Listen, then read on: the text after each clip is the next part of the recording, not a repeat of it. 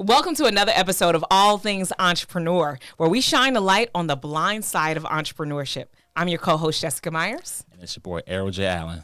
And how you feeling today? I am blessed and highly favored. How about yourself? When I say I'm living the dream, I'm literally living the dream. Awesome.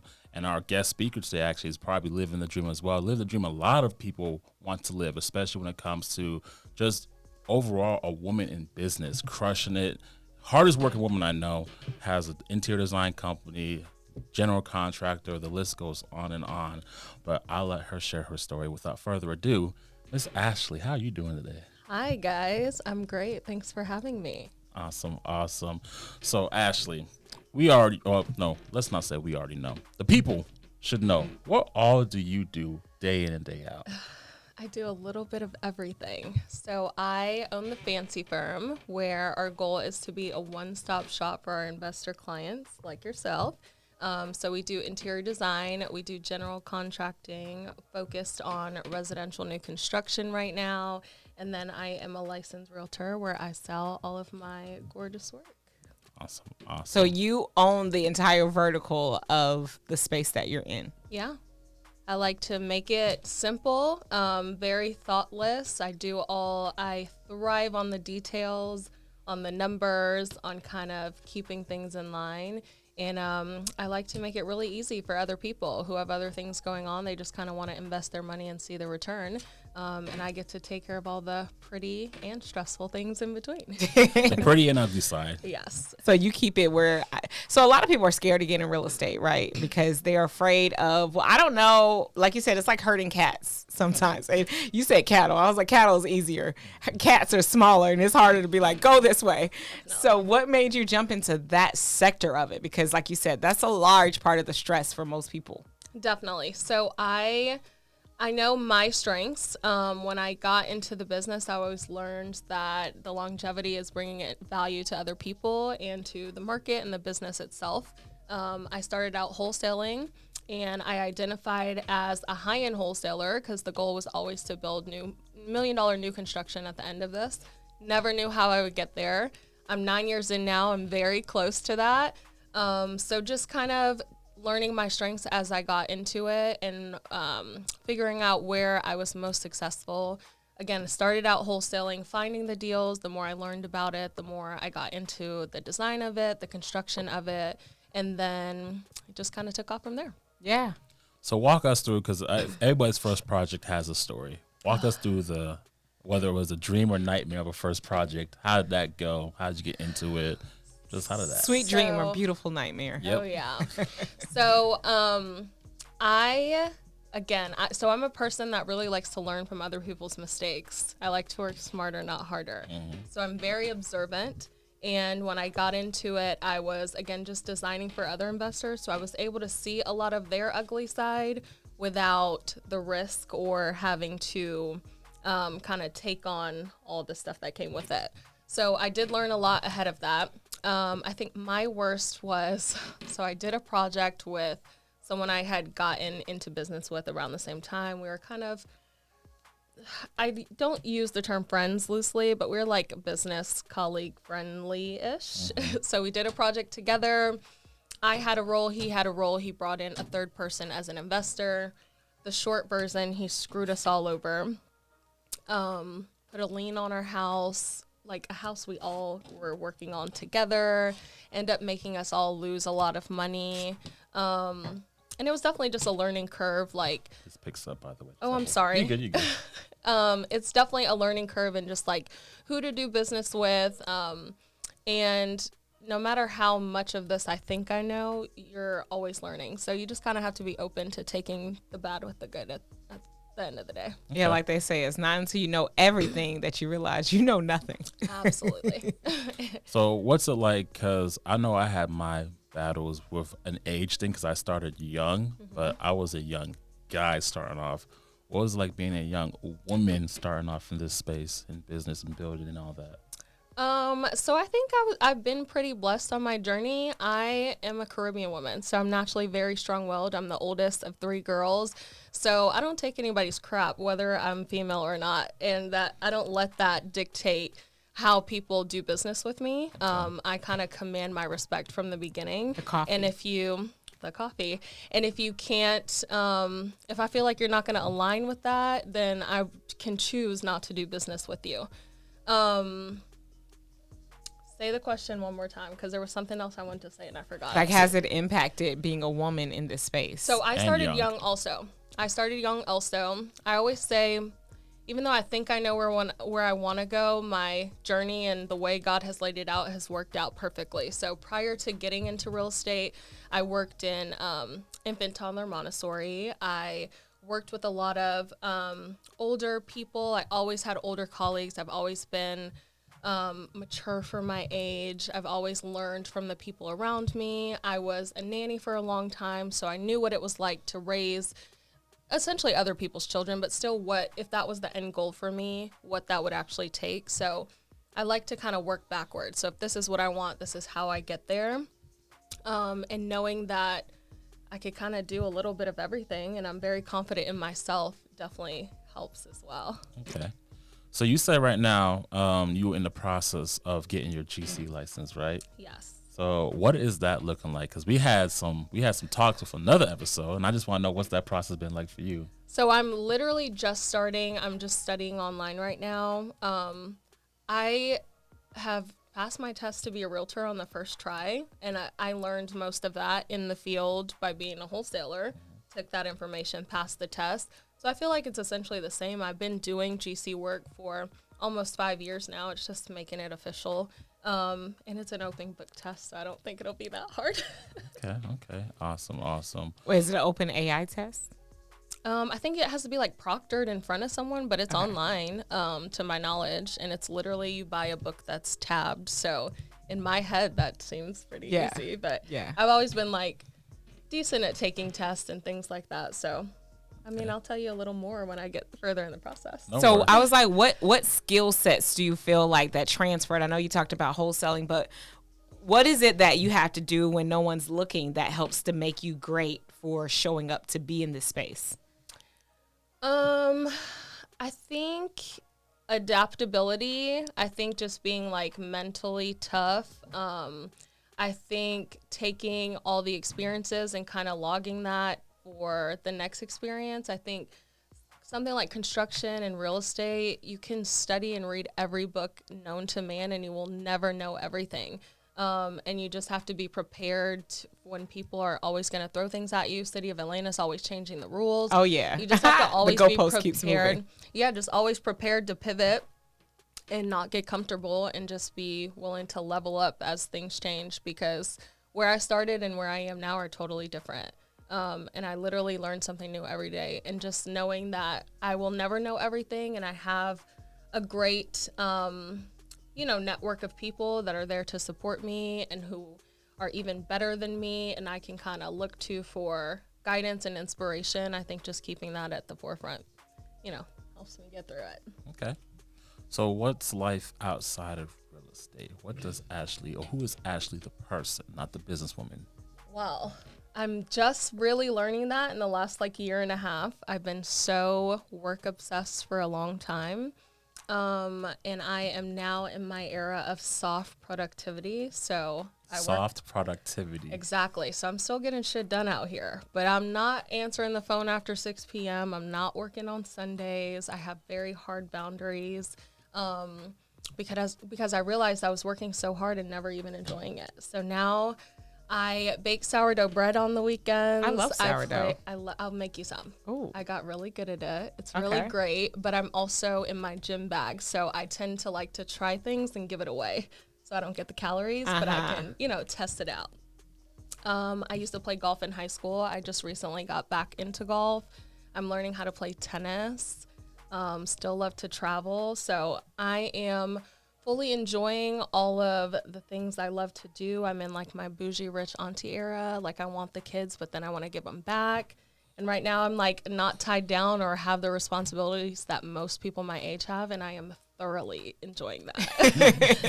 Thoroughly. I know. I invite some friends for lunch. They're like, Jessica, you're always so busy because I travel and, you know, do a lot of stuff.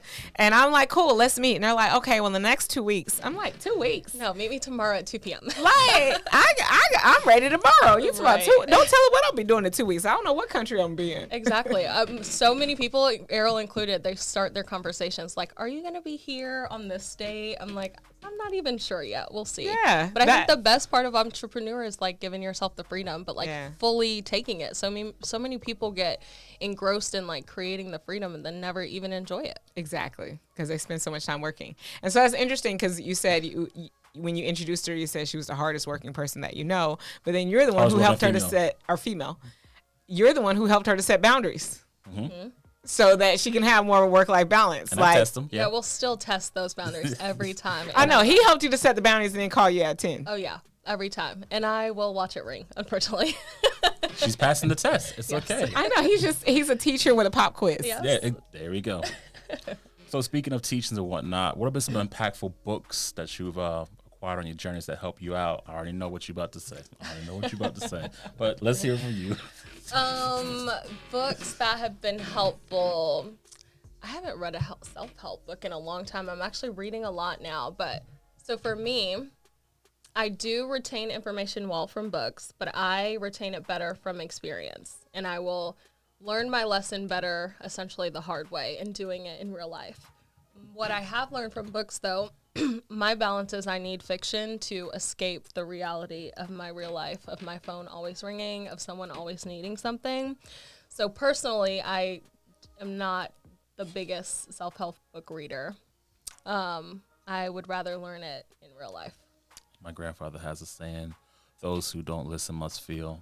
Is that something that applies? Yeah, that's a very Caribbean saying. Yep. And sometimes well, you you're feel Caribbean it, too. Yep. but then you Oh, don't yeah, I got the forget Caribbean. it. You don't forget it. You remember that. It makes you a little tougher for the next time. And then when the challenge is a little larger, then it's like, oh, I can do this. So I feel like there is because y'all over there on the Caribbean side and I'm an American, and I feel like there's intrinsically a different mindset when you start looking at the way you're raised. Absolutely. Because even my uncle, he's from Pakistan, and I remember he came here, he met my aunt and married her, and that's how he's my uncle. I'm not Pakistani, but they married, and one of the things he used to talk about, he was like, y'all don't take advantage of opportunity, because he came over here, but then too, I mean, their family was set up totally different. Like they literally gave him a gas station to get started, and then like cool, then he began, he helped bring people over, gas stations, things like that. But the way that they looked at opportunity, he was like, y'all Americans sleep on it. Like you're lazy, you sleep on it, and it's people outside of here that come see what we have and take advantage of it.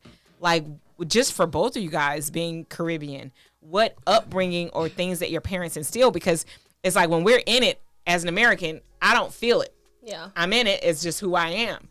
And everybody comes from outside. It's like, oh, duh. And he came in, worked hard, worked his way up, and, wound up owning several gas stations. Yeah.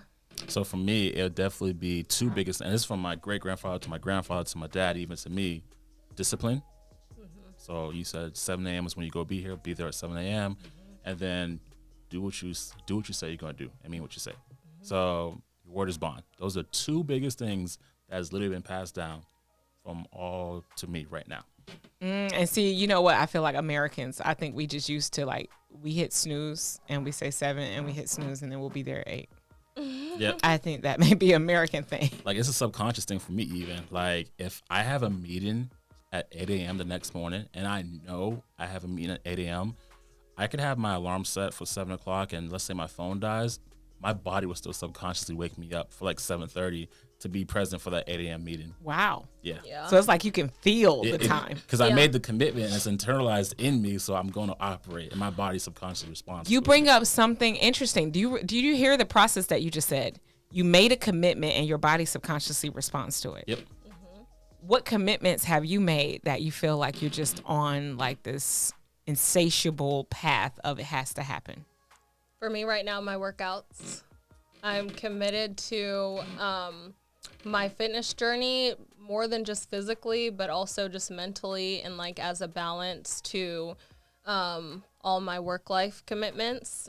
So I schedule all my workouts from Sunday, and when they're on my calendar, they don't come off. And I have to commit to that. and I work everything else around that once I put it on the calendar. And then it's just more like a mental toughness too. I grew up an athlete, and it's the same thing. Like I'm also the oldest child in a Caribbean household, which is a whole nother different I know the level. feeling. So it's like it's this commitment to excellence that you can't avoid almost. It's like you're expected to be the best. You have like your siblings relying on you. You have teammates relying on you. You're doing this for more than just you. Like you have, and then it translates to I have clients relying on me, inspectors that hold me to a higher standard because they inspect my work so often.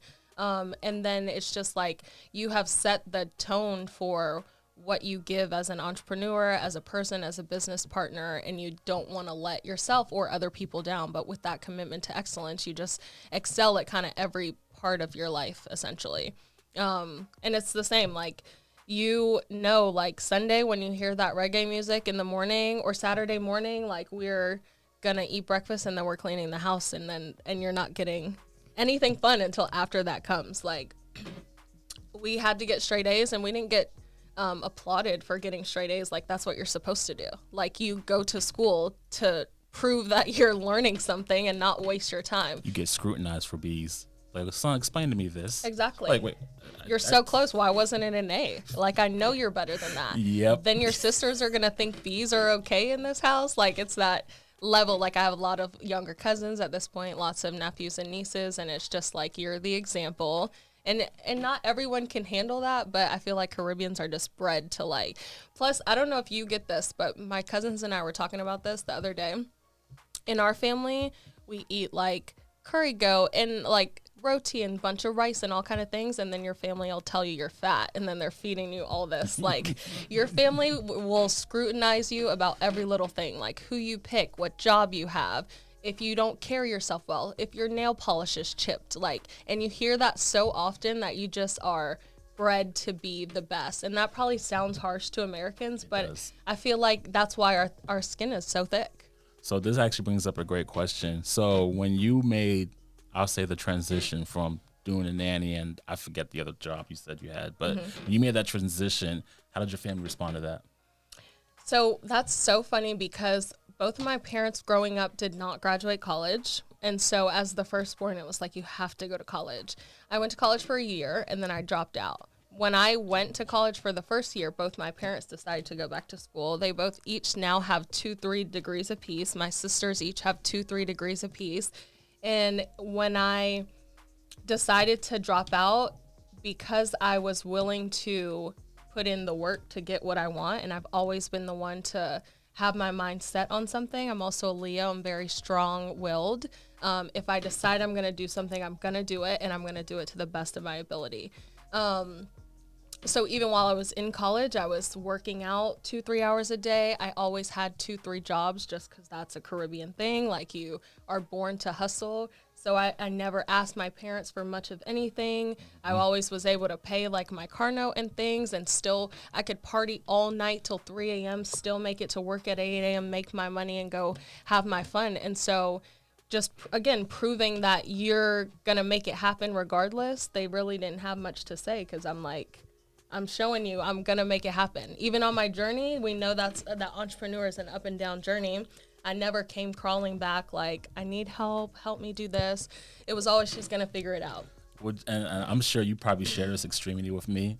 Again, I've only asked my dad when I started off my entrepreneurial journey one time for $80, and that killed me. That I had to ask for $80. Yeah. So I was like, I shouldn't be in a position. But Did he hold it over your head? No. Because I was 18 going on 19 at the time when I made my transition into entrepreneurship. But I was just like, I will die before I ask them for money again. Yes. I It's will just not. a pride thing, Exactly. too. So I think that explains a lot, because I'm even thinking with, I think that's like the American thing in me, because I worked in sales and all I do is ask people for investment money or something, being in marketing. Like, that's what I've done in my career. So that then in turns like how I think, which is how I built like the networking. But I'm starting to see now the difference in upbringing and thought and the results and what you do. That's interesting.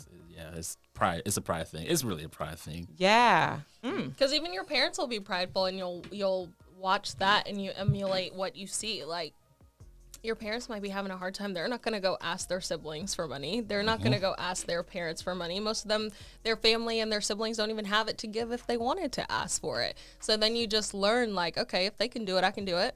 Because I'm like, at this age, my mom had 3 kids and a husband, and they were still making it happen. And I'm like, well, if I could do it by myself, we're good. That makes so much more sense now. Yeah. Interesting. It's something you don't think about, but that I think that's the cultural difference, because I feel like, in here in the States, I've seen, and I know there are some people where your child gets 18, you can kick him out. But I've seen where, still that family structure helping to stay and support each other, and having that nurturing space. Or maybe because I'm the baby. Maybe that's why I see it. But I You're was the like, youngest? It's definitely different. yes. Too. You're the youngest? I'm the youngest in my family. You don't So understand. my sister's the youngest. So- My youngest sister. I'm the will baby. Milk that. Yeah, we the oldest, and it's nothing. So I think, so maybe it's not just an American thing. Maybe it's being the baby. Yeah, Because it's that too. Yeah. I'm the youngest in my family. Like I mentioned to you guys before, like, no, I'm the youngest. Like, it wasn't many kids in our family. I'm the youngest person, so I'm almost 40. Yeah, my youngest sister, the No last nieces, no time nephews. my family went to visit, they're like buying stuff for her apartment and like cooking What's her that? dinner. What? They come to my house, they're like, okay, what do you have to eat? They Yep. drink up the whole bar. They're using all my electricity. Like Yep. they're staying for weeks on end. No one tells me when they're leaving. I'm like, all right, well, y'all just take over. See, fortunately, my family lives like in Georgia too. But when they come over, resources are used.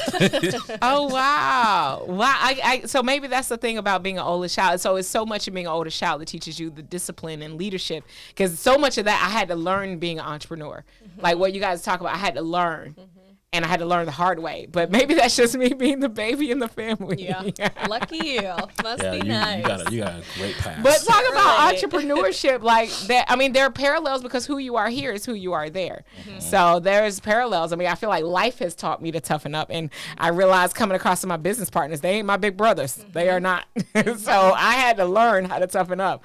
But it's just interesting. I'm realizing that I'm thinking it's an American thing, but it just may be being the youngest child versus being the it's oldest. a mixture of the two. It's Yeah. definitely a mixture of the two. Yeah, wow. So I'm the baby and I'm American. So I got like double whammy. Poor baby. And y'all are oldest And Caribbean. And Caribbean. And so y'all have a different zeitgeist, which gets you a little different result in business as well. I think your experiences definitely shape you, like you said, because again, to your point, as was it hard transitioning into this space as a woman? I also grew up with mostly male friends. So I definitely know how to hold my own in a space of men. So that is, I think that too has definitely helped in the journey as well. Okay. What would you say for the woman coming into the space? 3 big tips, tricks, mindset hacks, what have you, skills needed to kind of overcome and see some success in this space. So I would say one of the biggest things as women, most of us are naturally emotional. And I think keeping your emotions out of business, any business in general, is definitely something I would take or give as advice. I think keeping your emotions out of it. I would say the second is probably stay committed to just learning and exploring. I think people have always received me well because I know what I'm talking about. I am confident in what I'm talking about. If I don't know it, I'm okay saying, let me figure it out. I have the resources to figure it out. And just making people comfortable and trusting you to do business with them, whether you are male or female. And I think the third, I don't know. I would say, I think confidence is a big third one too. Okay. If you walk into it like I'm a girl, I don't know what I'm doing, or I'm with all men, people feel that.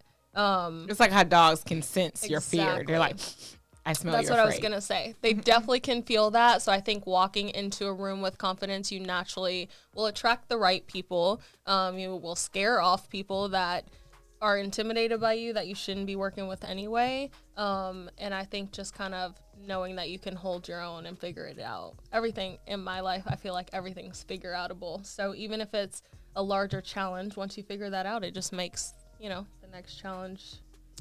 So give us your 2 most trying times when you was dealing with a client in the interior design space, like how that experience went. And I'm not sure, maybe your first rehab was the nightmare one, but and also in your rehab space as well. Like worst client or worst situation, just what was the lessons learned? How did you overcome that? And if it's about Errol, just change it to a female instead of a male. No, he's Thank you. surprisingly one of the easier clients, even though he stays on me. I have dealt with a little bit of everyone. But again, my background, I have worked in the serving, like restaurant industry. I worked in childcare where people don't play about their kids, and some of them are a little crazy. Oh, that part. That will And get you together. I worked in retail, so I can handle almost every personality. I have a few personalities of my own, so that definitely can balance it all out. But I'm not gonna lie, I forgot your question again. Most trying interior design client. Oh, okay. Most trying difficult rehab client. I've had a lot of difficult clients. I just recently had to fire a client because they thought they were going to not pay me money that was owed in a contract and verbally, and they had agreed to it in email. So we are currently going back and forth with their attorney on a settlement, but I don't play about my money. So you can try me all you want to. People do it often, but sometimes you just have to show them you're not to be tried with. Okay. That part. So I would assume that's for rehab one. What about an interior design situation? So I've done a lot of couples. Couples are always a little tricky to work with. Is it the couples? Is it the couples or is it the wife? It's the couples. Oh, okay. It's the couples. They both have their own. So it'll be like we have a meeting, everyone's there, we agree on one thing, then the wife comes and tries to change some things or wants to spend extra money, then the husband gets the bill, and then I'm the bad guy. Or the husband will go try to tell my contractor something and think they're not going to relay it to me, so that we have to charge for this extra add-on. And then it's just like there's just a lot of emotions in other people's houses. People are spending large amounts of money, which is always emotional. So again, I think as the entrepreneur or the business owner in the situation, you just again have to kind of check other people's emotions, manage their expectations a little bit, and then keep your emotions out of it, so you're kind of the middle ground person. But I've done a lot of couples that will spend a lot of money. They'll tell you to paint one color. We'll give them samples, like, I think this color's a little too dark. No, paint it anyway. You paint the whole room, and then they hate it, but then they have to paint it to get it painted again, and then everybody's mad at you. Gotcha. I definitely feel that. Can we just say, though, that I went through the whole book section and I didn't say anything about The Alchemist? Yes, you did. Can we note that? We can acknowledge I think that. we changed that subject We too did quickly. change it before we could. I just want to note that because I was waiting to come back in. That I have not. I went through a whole book session and I ain't say nothing about The Alchemist. Well, she did notate that she doesn't read self-help books recently, so there wasn't a book drop for you to be like, That is "So in my actually-" library, though. I will have to add it shoot. to the list to reread. I did not finish. Because it is an adventure. You said you like fantasy and adventure, so here I am bringing it up. It is an adventure, and it definitely speaks to me, 'cause especially with your diverse background and everything that you've been through. I'm a firm believer that it all took that to create the person that you are today. I 100% believe that. And it has such a resounding list of omens and things to take in, especially as you're on the journey to appreciate it. What have you appreciated most, or what do you feel has been the most impactful experience to shape who you are? Is it the culture and where you're from and your family, or being the oldest child? I think it's a combination. I think more than anything, my commitment to my own self and my own dreams and my stubbornness, and if this is where I want to go, and I know this is where I want to go, I'm willing to go through all this shit to get there. No matter how easy or not glamorous it doesn't look sometimes. I've done the 20-hour work days. I've done 24-hour work days. I've been at one commitment working on something else. I've done the multitasking. And I think overall my own dedication to getting to my end goal has allowed me to definitely appreciate the journey and everything and all the people and experiences that I have encountered along the way. And then just kind of realizing that at the end of the day, all of this is bigger than me. And if I want to get to something, I have no choice but to go through it. There's going to be a challenge regardless. And everything has a hard, and you pick your hard at the end of the day. And knowing that I am resilient enough to get to the end, and I've survived 100% of my worst days. Just, wow. I think more just being secure in myself and kind of letting those shape me, but not make me if I don't want them to, is kind of what just got me here. Mm-hmm. Yeah. Wow. That is powerful. Thank you. Would you say 5 years from now, maybe even 10 years from now, because obviously you past 9 years of real estate, right? 5 to 10 years from now, you still going to be in the real estate space, or you going to be doing more? You going to be doing higher end stuff? What does that look like for you? I am on the journey to working smarter, not harder. So I definitely know that I'll still be working in 5 years. I'm still going to be a young spring chicken with great ideas to bring to life. I would love to be building $1 million new construction, and still in a space where I can choose who to work with. I don't ever want to have to be desperate to take opportunities that don't align with what I am doing or where I want to go. Hopefully I'll have my rich husband and a kid or two by then, but if not, then I'll still be here working. But I am in the space of trying to have the balance. I think you only have balance if you create it, and I think balance looks different every day or every year of life. And this year, the balance is I want more of my personal life to be at the forefront than my work life. And in 5 years, that may look a little different. Okay. Any closing remarks?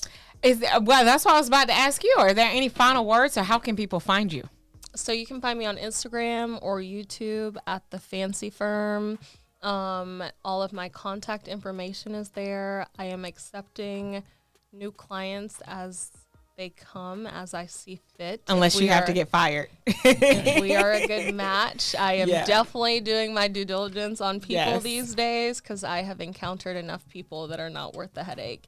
I learned early that all money is not good money. That part. Well, I will say I felt your impact well before I met you, because and Errol will tell you, I was like, this corner, oh my God. And the reason that the corner stood out to me, for one, being a content creator, you're always looking for like the corner. And so that's the reason it stood out. And then two, the way that you made small spaces, because that's always been, I've been a developer of modern built homes, and some of them are great and spacious and open, but then when you get some new developments, the rooms are smaller. So it's especially when you're renovating an existing property. So it's always been, how do you use the space, and the cleverness of how you use the space. Thank you. It reminded me not only of like northern style living, which is a lot of people from outside markets that are moving here down to Atlanta. So that gives that familiarity. But then the way you creatively use the space and the eye that you have, that's what I love as far as you being an interior designer. Because it's the way that you use your eye and the way that you use the space that makes it feel big. I love it. So to add context to people who may not know, Jessica was referring to one of my Airbnbs that Ashley designed, and she made a corner just flourish. So in case people are wondering, what's this corner she's talking about? That's what that is. Yes, it's how she took the space. And I mean, it could be no bigger than this podcast room right now, but the way that you positioned it, it still felt warm. And that's something that's important when you talk about interior design, because people try to, when they look at a house and they're searching an open house, they're searching for their life and themselves there. Absolutely. And that's a great point, because again, I think that's why I believe so hard in like your journey will take you to the end destination. Because when I got into wholesaling, I started out then designing for investors who are mostly men. They skip out on some of the details. And my background was in childcare. It was in raising people's children. And then you think about Like as a woman, is this enough closet space? If I have kids, can I see them from this room? Do I have enough storage for toys? And then you literally, that carries into everything I do now. So anytime I'm building a house, I'm utilizing every single inch of space. I want to think about who might live here, how they're going to live here, how they're going to entertain here, where they're going to store. Like me, I have 1 million blankets in my house. Like, do they have a linen closet? Like little things like that. And those seem little to most people, but then you skip out on it. I also am a realtor. I know exactly what people are looking for when they buy a house. So then I put myself in the situation of the end buyer and essentially work backwards. So even when I'm doing my plans from the very beginning, I'm marking every little detail, the way the door swings, what kind of door goes where, how many windows, what's functional. Then I work with people like Errol. I know how they're going to use the house at the end for their Airbnb. I know they're shooting content in some places. And so then I'm using all those little, and then you add that into your design and how you even build houses and things like that, and people really appreciate that. Yeah, because I've seen his most recent flip, and that's where he said, "Oh, this is Ashley." I was like, "Oh, so this is expounded from just a corner to now a whole place." So I'm very proud of you to see the growth, to see the transition, and just obviously you have 8 support. And for those that are reaching out, this is who you want on your team. Somebody who's thinking through these things, because you got a lot of people that want to get started, but they're like, I don't know who to go, where to go, and they can just call you and get everything that they need. But before we flood the inboxes, what are some qualifications looking for when hiring and firing, clients, not contractors, clients? So we spend a little money over here, okay? Like we do bougie on a budget, but this costs, and if we're building, so we just built a house together with one of your other partners, and we're doing it in City of Atlanta. I thought I was great. I've been building houses in City of Atlanta forever, have great relationships with a lot of the people there. The rules are always changing. We're always having to spend more money. Something's always coming up, and a lot of people are not prepared for that, or a lot of people are hesitant to spend money. Somebody told me a long time ago, when you're too tightly gripped on the money, you don't have enough room to let any more in. Yeah. You have to learn to spend money to make money. Yep. And a lot of people are scared of that. So I think having a healthy budget always helps. Having an open mind, trusting me as whatever professional hat we're wearing that day. And then just really believing in whatever product or journey we're about to embark on together, and knowing that we're going to encounter a few challenges, but they're going to make us a little stronger, and we'll get to the end eventually. Yeah. And it will be worth it. Okay. Awesome. Well, thanks for tuning in to another episode of All Things Entrepreneur. We hope you found this conversation very insightful today. It sure has been fun to get to know you more. Yes. And if people are interested, definitely reach out. And we love for you to subscribe and like below if you like what you've seen. As always, you got it. Let's get it. Let's go.